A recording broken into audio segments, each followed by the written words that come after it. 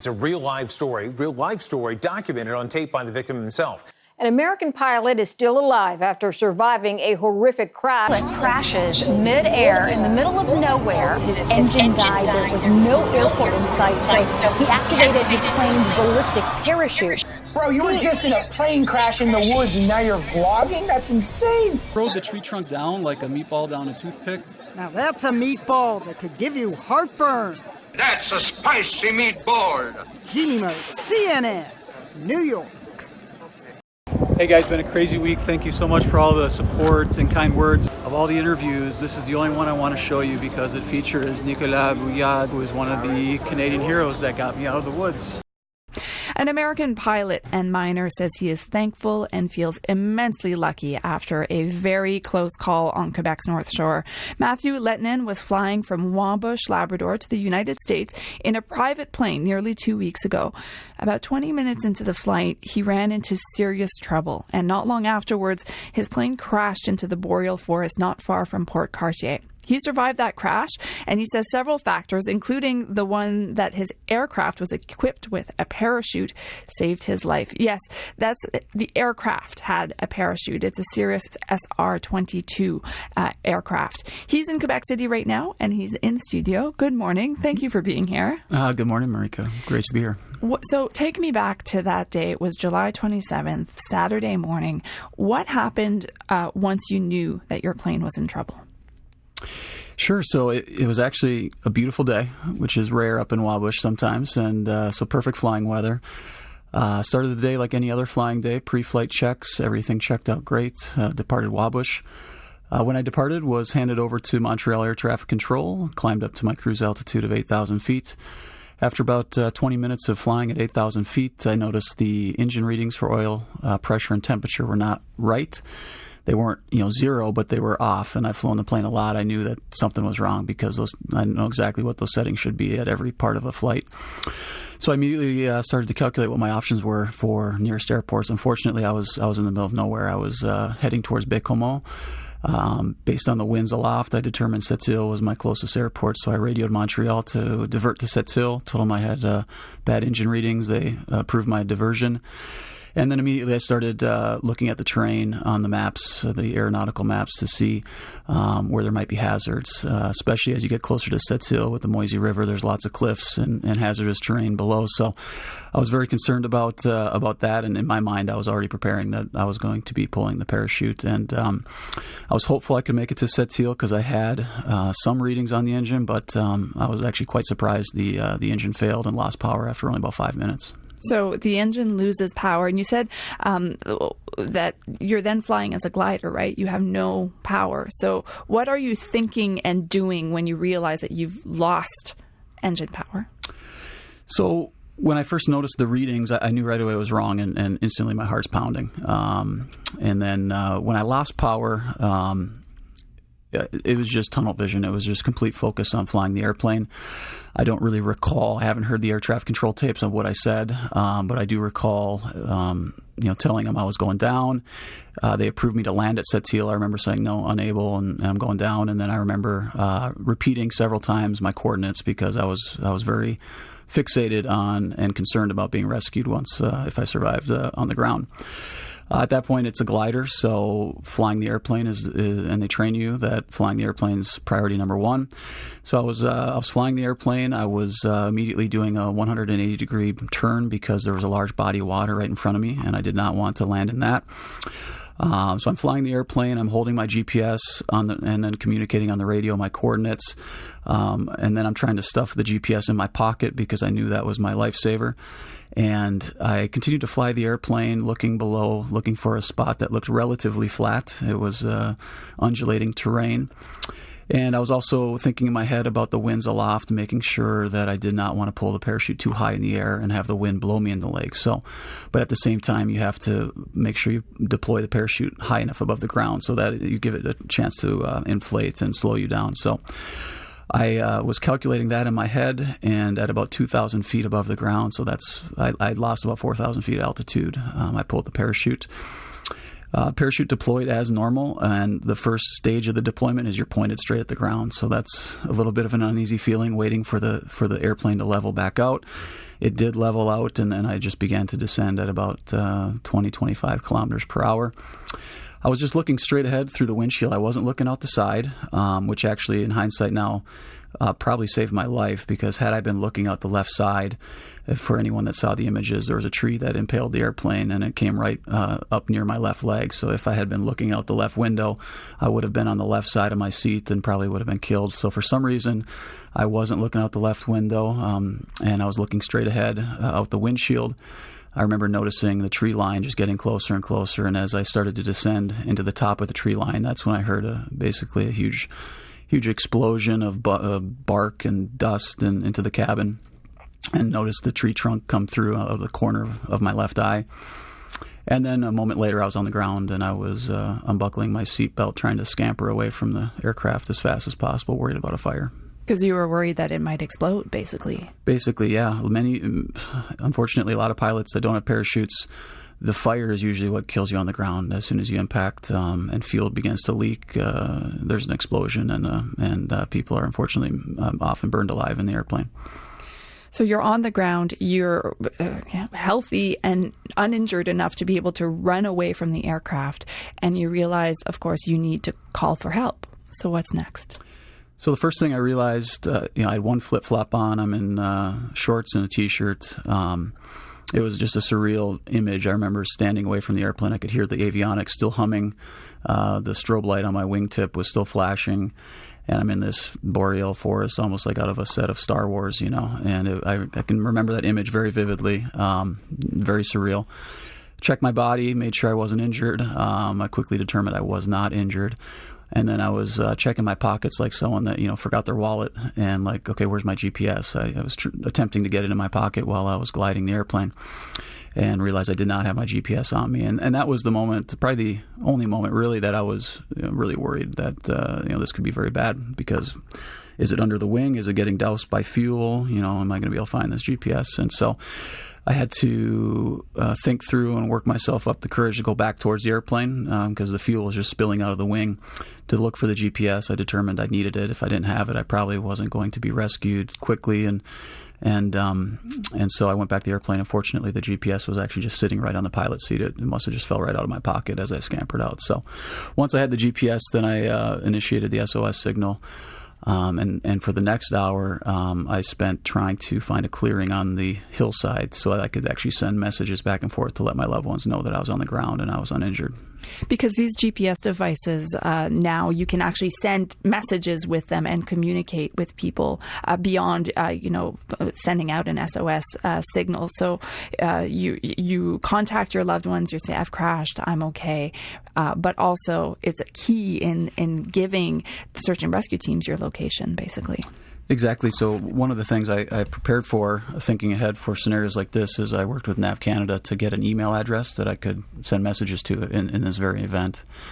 And so I had that email address, and that I began communicating with NAV Canada. And that was my primary form of communication, to be alerted to the status of the rescue.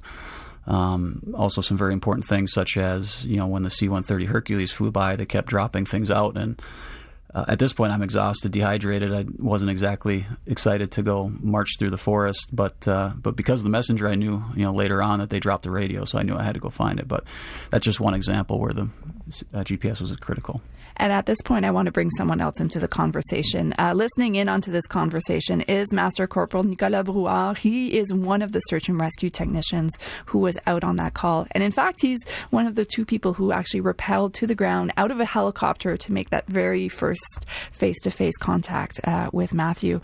Good morning, Master Corporal. Good morning. Thank you for being with us. Thank you. So what was your first reaction when you finally rappel down to the ground and walk up to Matt, who's in the forest? Oh, my first impression, I was pretty surprised to see how Matt was good. He was totally uninjured, and I was really impressed because a plane crash is a really big mechanism of injury. So yeah, my first impression was to be super surprised. And Matt, what were you thinking and feeling as you see another human ready to come and get you out of there, walking up to you? Well, first off, this is my first chance to hear Nicola's voice since the rescue. And Nicola, it's great to hear your voice again this morning. Thank you again for working to save me. My pleasure, Matt. My first impression. So Nicolas' colleague was the first one to drop out of the helicopter, and I remember. So he dropped out first, and I could not see where he landed on the ground. And I was watching Nicolas come out, and so I was just on the hillside looking at the helicopter, kind of in a daze. And all of a sudden, Nicolas' colleague kind of like surprised me, in the bush. He was right on top of me, and I was like, "Whoa, hello." So I think, as Nicolas said, we were both probably equally surprised to. I was surprised and happy to see them. They were surprised, I think, to see the condition that I was in. And first thing we did was just kind of a nice, friendly, firm handshake. And hey, good to see you. Thank you. Master Corporal, you've been on working as a SAR tech for 3 years now, including your training. What's the scene usually like when you arrive on an airplane crash site? So I've been working for 2 years first, and 1 year as part of my course. And plane crash, honestly, they're different from plane crash to plane crash. It depends. Honestly, Matt was one of the really lucky one that have a parachute on his plane, and it make a huge difference. Sometimes the plane is in multiple pieces and there's no survivors. Some of the time, like this, in this case for Matt, the plane was only slightly broke and Matt was uninjured. So I was glad and grateful that I was able to help him. You were actually part of the search for the helicopter belonging to the president of Savoura in the past weeks. That obviously had a very different outcome. But how did that search compare to this one?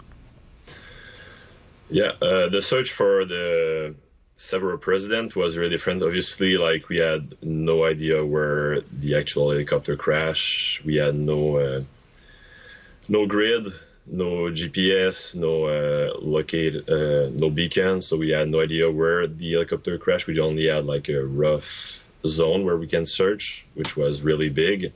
And with Matt, we had the opportunity to have a really precise place where he actually crashed, so it was really easy to find him and to rescue him. And Matt, that comes down to that GPS that you had with you. When you're in your training and preparing to be a pilot, what kind of care do you give to these kinds of precautions, basically, for a very unlikely and an incident that you don't hope for, but that is a reality of what you're doing?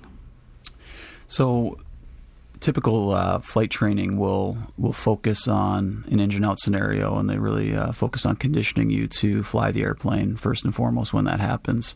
But you don't really get any formal training on thinking through what happens next if you actually survive that engine out scenario. In my particular case with the Cirrus invests heavily in training so that pilots are trained to pull the parachute, because early on in the manufacture of this airplane, you had many pilots trying to save the plane and kind of be heroes, if you will, and they weren't pulling the parachute. They were trying to fly the plane to the ground, and people were being killed. But there really is no training for what to do on the ground. And one thing that I hope good comes out of this is, and I've had many conversations with pilots already, is a level of awareness in terms of how important it is to be prepared and to think through what happens when you're on the ground, and not just for pilots, but if you're camping or if you're venturing into the wilderness, to be prepared. People, I think, and myself included, had a false sense of security that when you're in radar contact, that you have very precise location. But the reality is, in a dense forest like this, is still finding a needle in a haystack. Case in point, even after communicating the exact coordinates, and there was a Transport Canada aircraft on the scene in the sector quite quickly after I crashed.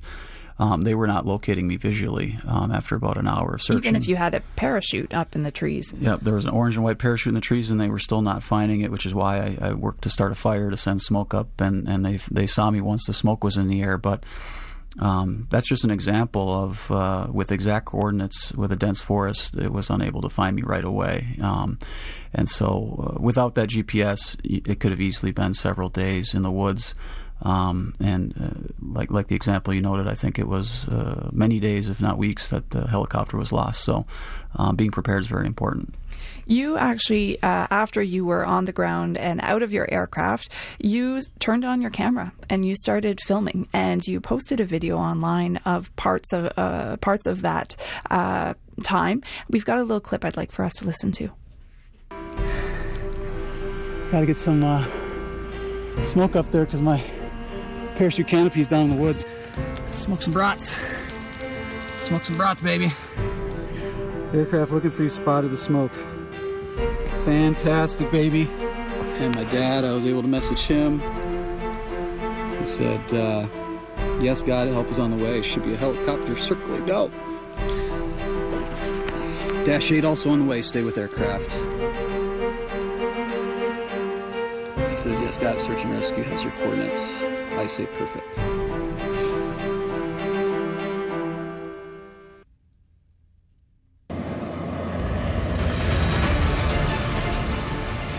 Why did you decide to turn on the camera and then post that video, Matt?